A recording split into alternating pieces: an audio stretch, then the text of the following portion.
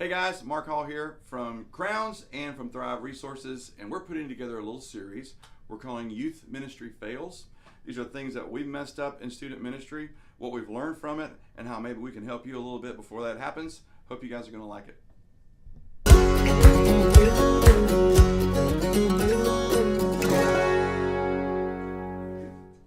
Hey guys, Mark here. This is Jono, youth pastor down the way.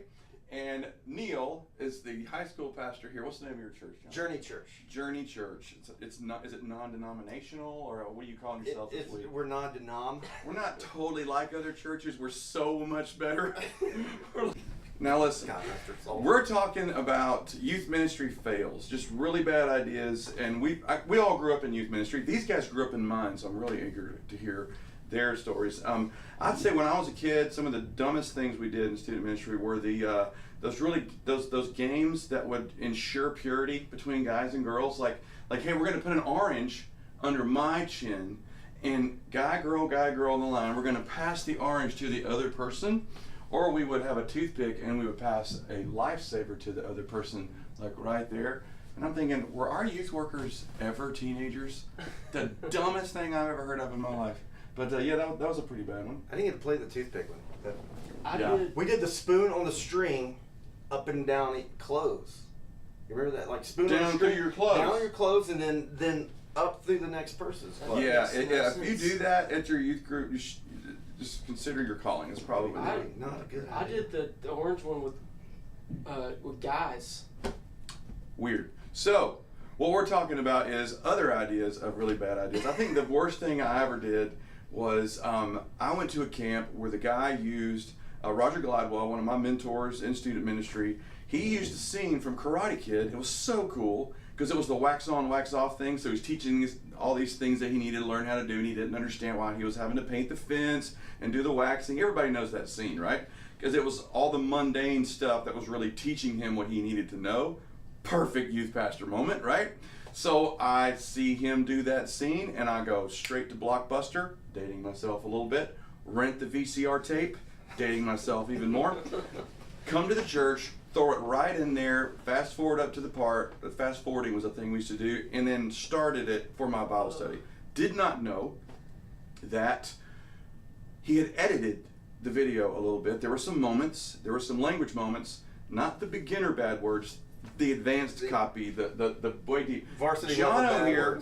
Jono was in the youth group. I was his youth pastor at the time. Do you want to just tell us a little bit of how that? Well, I didn't know any bad words at the time until Mark started his sermon. He taught me some curse words, but yeah, it just let it play. It was we loved the movie. It was going great. It was going good. We were getting the lesson. We were making the parallels, and then all of a sudden, Daniel LaRusso just flies off the handle. I mean, the big ones, right? The first one that happened, wasn't sure that I'd heard it because I was in the back of the room. I had my worksheet all made out. It was just right. Artwork, had clip art from the youth ministry youth specialties clip art book.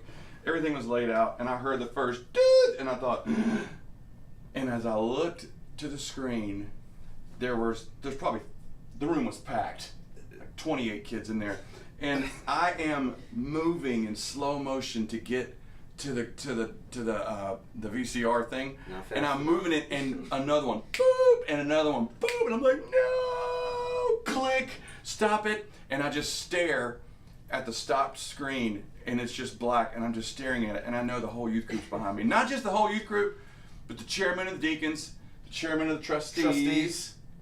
We don't know how creepy they are. And then there were parents in there, and it was like my third week on staff of the church. And we were starting to like you. And we just dropped 2 G-bombs right in my first sermon, and I've got to go from here in sermon. I remember turning around at them and going, I'm so sorry. And I thought, I'm so fired. I am so fired. We were just getting attached to him, and we're thinking this is like our 5th youth pastor in 3 years, and he's already gone. Didn't even make it a month. Ah, well. That was a youth ministry fail. So we're talking about youth ministry fails, like keeping your phone on when you're filming the video. So, you guys got any big ministry fails? No. Never. I remember it was like I just come on full time here, and I thought, we'll do a messy games night, and it's going to be awesome. And I had this big plan, and in my genius, I planned the devotion because it was going to be the parallel of messy was going to connect so much better once they were messy instead of before they got messy and they might have had some attention. But I remember doing the game, everything went great. Food fight. It's pretty crazy. Everybody's covered. Nonsense. Pandemonium. Great. And then I decided I wanted to do the devotion. And again, all wisdom, I decided it'd be even better to get mad at the kids for being confused and sticky and messing around with each other while it was going on. It was awful. Terrible. Sitting on a tarp, it's about 85 degrees. All the dairy and the cream and stuff. It was, starts to ferment. Yeah, it was July. My mom called me that night and told me how disappointed she was in me because I'd yelled at kids because they weren't paying attention. She thought something was wrong with me. Okay, the last one for me would probably be brand new youth pastor. We've got the church van, okay, and I think we're going to drive to this concert. We're going to load everybody up in the church van, and we head to the concert. Concert's great. Time to come home. It's about 11:30. I've got a bunch of high schoolers in a church van. Everybody's singing the songs and telling the stories. We're driving. I start looking over behind me, and people aren't talking quite as much, and I'm starting to see a little movement going on back there, and I just realized I had set up like the perfect matchmaking moment for my entire youth group, and nothing like a good van romance to destroy anything that God has ever done in your year as a student pastor. So I hadn't quite gotten the idea that you don't put good kids in a bad situation, and packing them all in the van with blankets and pillows for a long, nice drive, not a good situation. Don't do that. Don't do that. I was in the van home. You have a guy van, you have a girl. Okay, he ended up marrying the one he sat next to. That was fine. The second one. The second one. But that doesn't always work out. Most of the time, it's going to destroy everything. So keep the kids in different vans. Let them make the jokes that it's Amish. That's fine. But if you're not careful, they're going to be starting a family back there somewhere. We can all say we've done things the wrong way. I think most of the things that I'm doing well in student ministry now are because I did them wrong first, unfortunately. And a lot of the stuff that goes on as you're a student pastor or a youth leader, there's not really a class for it.